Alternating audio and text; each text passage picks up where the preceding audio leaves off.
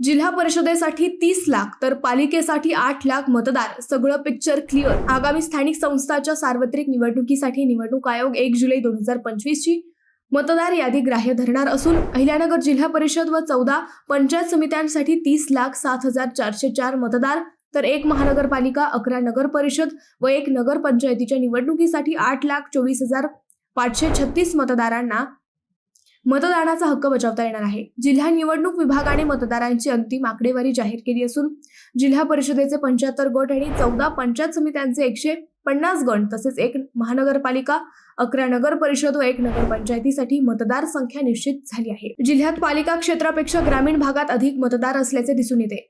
वर्षभरात तरुण मतदारांची संख्या वाढली आहे। वर्षभरात 84,000 मतदार वाढले आहेत।